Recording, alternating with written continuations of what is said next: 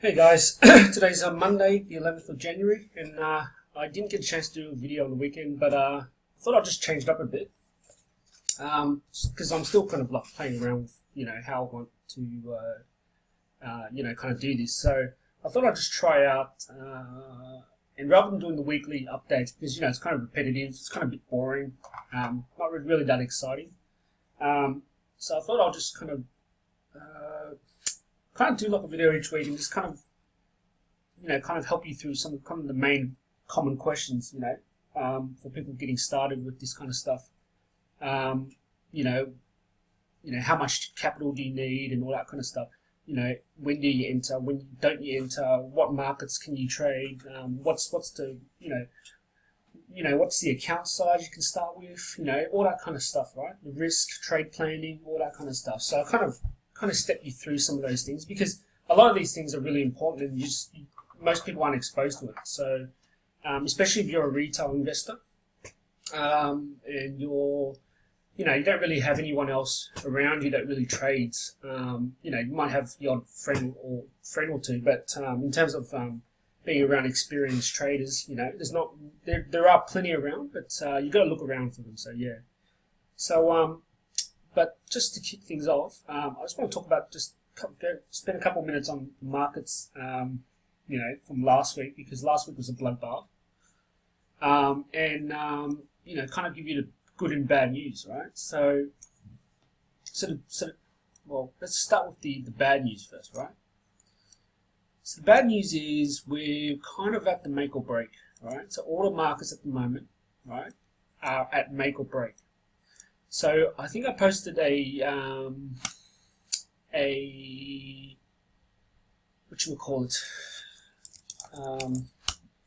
chart, about a week or so before the actual crash happened. About a week before. So, and I said that I was waiting for the market to roll over, it rolled over a bit sooner than I wanted it to go. But either way, it rolled over, basically, right? So we basically got that rollover, and we went all the way down to this level here. So hopefully, if any of you had the opportunity to, you would have taken the trade. You would have made a fair bit from that. So I didn't make as much as I'd hoped. But anyways, it doesn't really matter. But we're kind of at make or break. So you can see from the chart on the daily chart, we've broken structure. Right, we've broken 3 levels of structure actually, so all pretty important levels. So this is very bearish already. Right now, if you go to the weekly chart, it even looks even worse. Right, that's like a complete engulfing candle.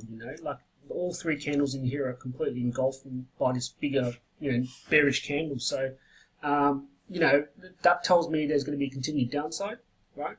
But keep in mind this is a weekly candle, right? So what I'm kind of expecting to happen today is this is going to be a key level here. This level here, the 4761 and 4798. Right, they're key levels. So if we close below this 4770, right, on the daily, then that's definitely going to signal more bearish move to the downside. But if we close on the hourly as well, that's very bearish, but that's kind of more of an early indicator, right? So it's the daily candle I'm more concerned about. But what I think will happen today, maybe tomorrow as well, is that we might get some kind of relief rally. So we could probably stall out around this level here.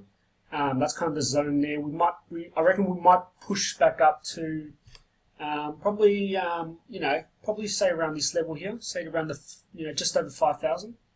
And then, there's a high chance that we might roll over. Either we roll over and continue down, or we basically just consolidate. So what I mean by that is we can probably just go like that, and then price will just kind of go like that for the next, few days or weeks or whatever the case may be.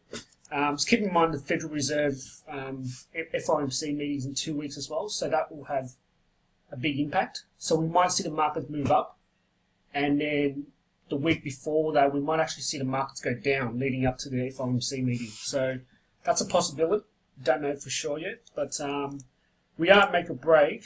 And unfortunately, if this gets worse, if this spirals out of control, right? Because that's what happens. It might just spiral out of control. It's just the way markets are. So if that happens, then we might see it might get a lot worse than we think it is. Like everything that I've kind of said and others have said in the last year or so might actually happen a lot sooner. So that's why I've been kind of sharing stuff. So if you haven't really made any steps to kind of protect, whatever assets you've got, or you need to really start thinking about that, because we're way past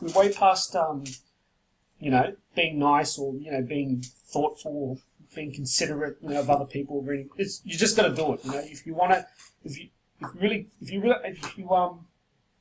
you care about your finances and your future, then you have to do something now.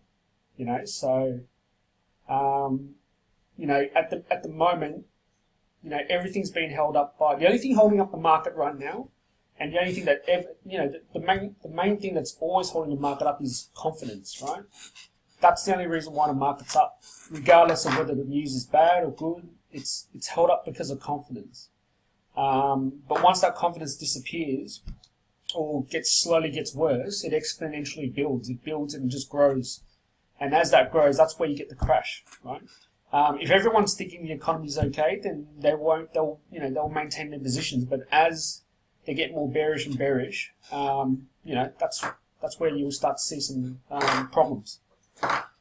And the problem with confidence is that once you lose that confidence, it's hard to get that back, right? That's the key thing. So it's like anything. Like if you had a friend you trust 100%, and all of a sudden one day they lie to you about something. For some people, it's easy to gain that trust back, but for most people, it's not so easy. So it takes time to build that again, right? One other thing also is, like I said, I expect a reversal. I'm not saying that you should buy it up. You should only do it if you know what you're doing. But usually what happens is, when the media or the experts start coming out on the media and the news and start, just bagging the market, just, everything's bearish, everything's bad, doom and gloom, like really, really doom and gloom. That's when you that's when you look to buy, all right? That's because everyone's selling into the weakness. Everyone's selling and you want to buy into the weakness, all right? So that always happens time and time again. Not exactly per the day, but plus or minus or so. But that's how it works, guys. It's just the markets. Unfortunately, the markets are rigged, right? So if you've got stocks in there and you're trying to play the fundamentals and all that kind of stuff, it's all rigged. That's all you need to know. It's rigged.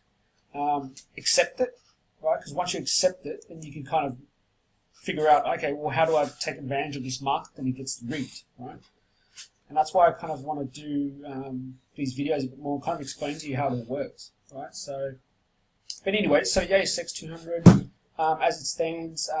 Still bearish. There might be a relief rally, so you might be able to, gold's going to do really well. So I've been kind of tracking gold myself, and so I had a trade in there last week or the week before, and that's hit both targets. So I've got out of the trade, but I'm actually looking to get back in. Yes, I'm looking for price to actually retrace back down to the 38.2% retracement, and then I'm looking to buy, right? If it goes down further, then I'll probably have another position there to buy up again, right? If gold goes below, I don't really want to see gold go any lower than, probably 1080, 1075 maybe. If it goes any lower than that, then I'd be looking to get out pretty quickly. But if we can catch this ride, this could be potentially a really good ride up. So just looking at the weekly chart there, see it's minor move there. But if we get a break above this structure level here, we're talking about gold starting to really, turn now. So it'll be interesting to watch over the next couple of weeks, I think. So so that's that. Yen is strong. All the pundits out there are saying, a lot of traders out there are backing the yen as being a safe haven right now. So that's why you're seeing the Aussie dollar drop against the yen. So really, really good trading opportunity to go short here. Right, there's a lot of money in this trade. Unfortunately, I've just missed it. So, but if you look at here, if you look at the weekly trade, there's a couple of patterns there. But you're looking at this is the kind of move you're looking at, right? So that's where it is. You're looking at a pretty big move down potentially, with the Aussie dollar being weak as well. So, it's hard to kind of explain to you unless you know how to read the ebbs and flows, but I'll kind of explain that as I go. So that's that there. So I won't go back into the charts too much, but I kind of want to kind of just common questions you usually get is how do you start off with these things, right? So, and it's there's so many different ways to start this. Most people usually start trading or investing in the stock market first, right? That's just the main thing, because everyone knows what the stock market is. No one knows what the forex market is and the CFDs and all that derivatives market, So, so stock markets is basically just you're buying stocks with your own capital, etc., etc. There's also another way to buy stocks that you don't technically own them, but you're kind of borrowing the stocks, right? And you're kind of using leverage as well, which is kind of CFDs. They're called contracts for difference. So you can actually set up a CFD account where you can actually buy and short the market, and you can utilize leverage to buy up stock. So if you say, for example, you want to buy BHP and you want to buy 100 shares, and if you had to buy 100 stocks of that, it'll cost you say $10 a share. That would be $1,000, right? So you need $1,000 out of your own capital. Whereas with CFDs is if you want to buy 100 shares, you would buy them, but because of leverage and margin, you would only need to have upfront maybe say $100, right? So you don't need the extra $900. So a lot of people are starting to go with that now, but which is it can really be beneficial, right? If you want to kind of trade more a larger position size, and get better profits. But the trick to that is money management, right? You've got to be really absolutely strict on money management, because that's how people fail, right? They get caught in with the leverage, and before you know it, they've bought into $100,000 or $1 million trade, and they don't have the account to support it. So if it goes down, say 2 cents or $1 or whatever the case may be, they get margin called. So that's what you've got to be careful of. So money management is like critical, right? So that's CFD. So there's forex market, which is the currency markets, which I involved in a lot.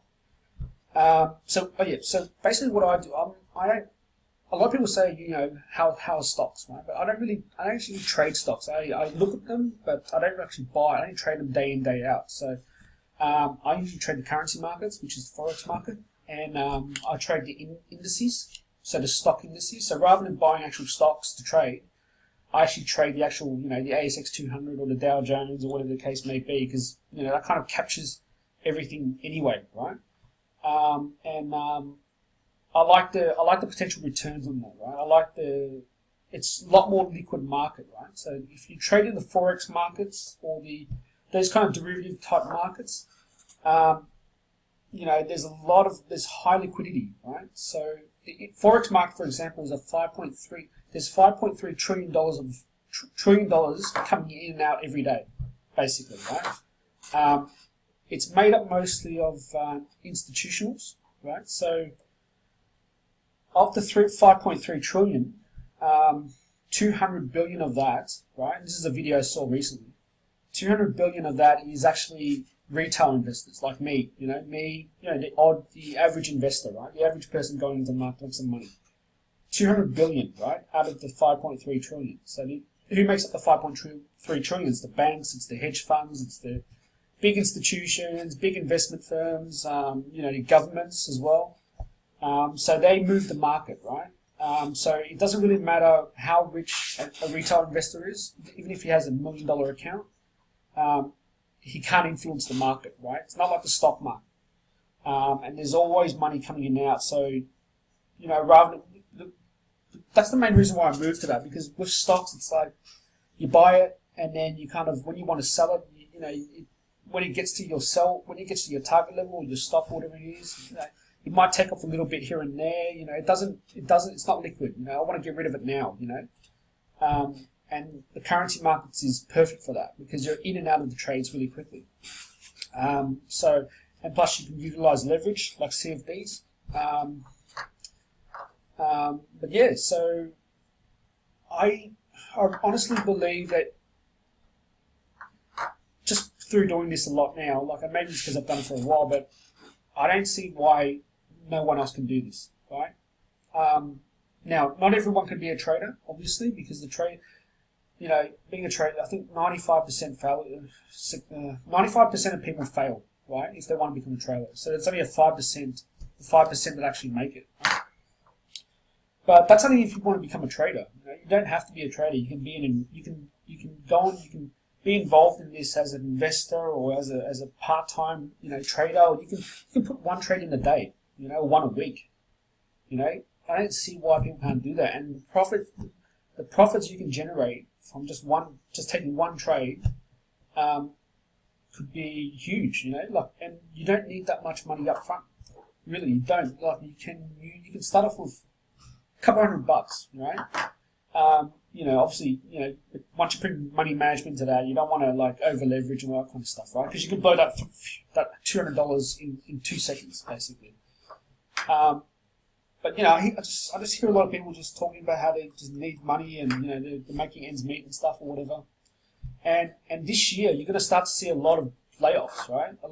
There's going to be a lot. Unemployment's going to start to rise, right? Whether you like it or not, right? And that's where I was that's right. I was supposed to say what's the good news out of this, right? From this, I told you the bad news. I'm telling you the good news.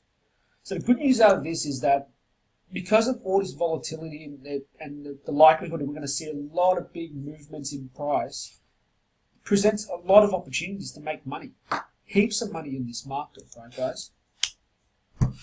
And I don't agree with the morale. If you talk about ethics and all that kind of stuff in the markets, then put it this way, right? I've been burnt by these guys before, so I don't feel any guilt at all that I'm making money at this, right? Doesn't matter, and you shouldn't too. So there's a lot of money made in this, so you just got to take advantage of that, And if you don't have a job later down the track, you can kind of just do this, and it's really beneficial. You learn a lot more through this than you do, with your normal day jobs, right? So that's an option there, and so I encourage you to start it. Just flick me any questions. I get a lot of people asking me and stuff, but I don't really get the time to actually follow up to see if they did or not. But and that's why I'm going to be doing these little training videos and stuff. But unless you guys give me questions, and I don't really know what exactly I need to kind of walk you through, because it's just the markets.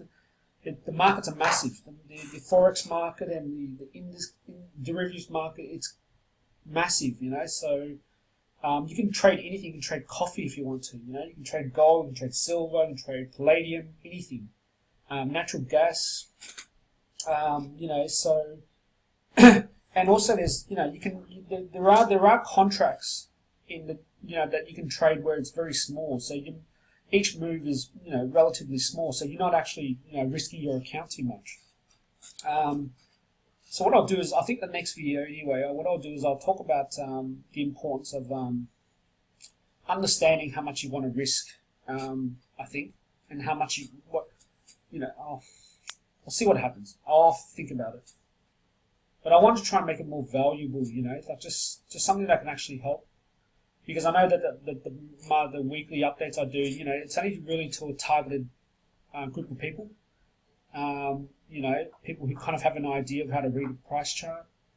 But again, and that's the other thing too, you got to you guys don't think too much of this, but you've got to really, I would put it this way, right?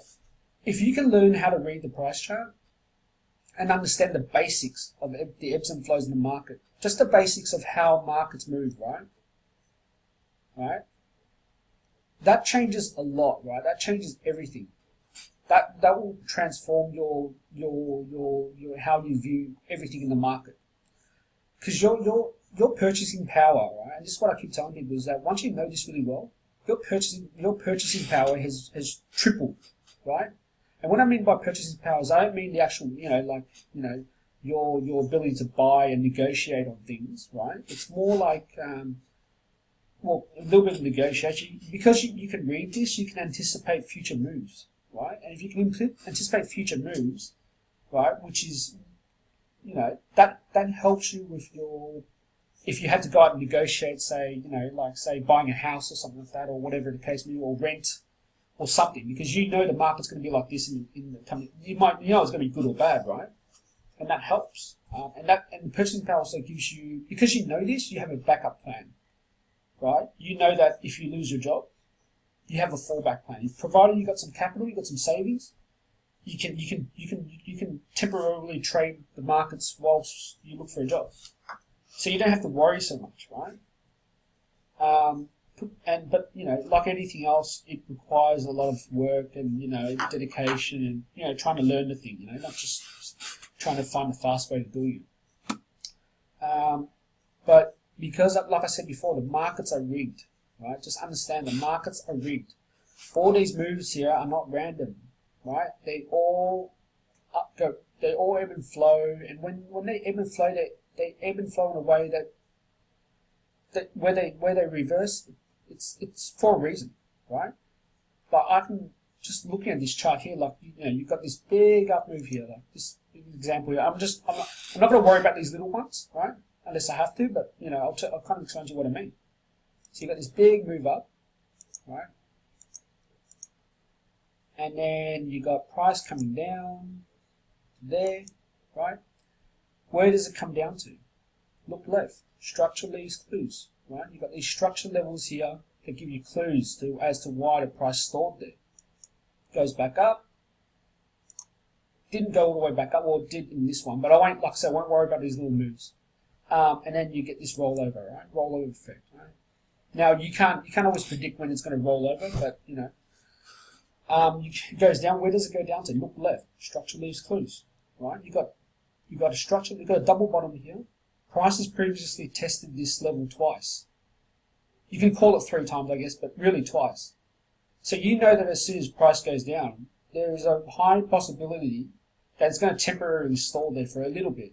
It could keep going down, but it will stall there for at least a bit, right? But what happens next? Price goes back up, gets the rally back up. Where does it go to? Look left. Structure leaves clues, right? You get the move down. What happens? Look left. Structure leaves clues.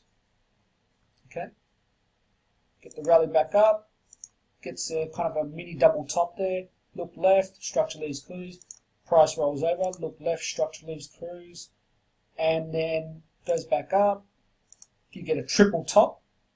Right? So if you get a triple top, there's a very high likelihood you're going to get a rollover. And which does. Price rolls over to this level here. This blue line here. Look left. Structure leaves clues. Right? Price goes back up, and for this example, I'll show you. I'll kind of take note of the little minor baby move there, right? Just to show you how this happens. Right. So price goes back up. Where does it test? Where does it stall? Look left. Structure leaves clues. Price rolls over. Look left, not really much there, kind of a bit of a mess there, so we won't worry about it too much. And then price rallies back up. Right, look left, structure leaves clues. Pretty simple, yeah? Now, this is, looking at a higher level, this is like your daily analysis that you look at. Obviously, when you start looking at entries and stops and targets, you want to go into a bit more specifics, because you want to go drill in to get the precise, pinpoint the precise areas you want to get involved. But this you can look at this every day and just go, okay, yep, I can see what it's doing like that, right? You don't need to go into it, do detailed analysis on it. But that's just how the market. This happens. This is everywhere. This is currency, stocks. It doesn't matter. It's all the same thing, I'll get an Apple for you, right? Apple. Where are we?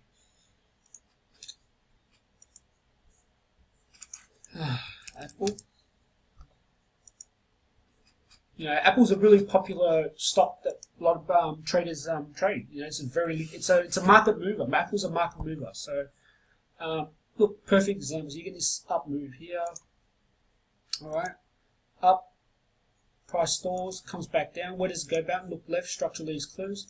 get the rally up, right? Pulls back down. Well, I'm not going to look further left down there, but where does it pull back to? Look left. Structure leaves clues, right? Get the rally, get the pullback. Where does it pull back to? Relatively close, not all the way. But then it goes back up. We get the double top, back down again, and so forth, and then until we get. I'll move that all the way down here. Actually, I'll go there because this is important. So it goes back down. We finally get the test. Right? So before we went down, we didn't touch it. We finally got down. We got the retest of structure. So we would see it bounce up. But then, for whatever reason it completely rolled over and went all the way back down. Look left. Structure leaves clues. Right. Now, like I said, you've got to really drill into the detail. But we can look there. We can see there's structure there, right? Roll back up.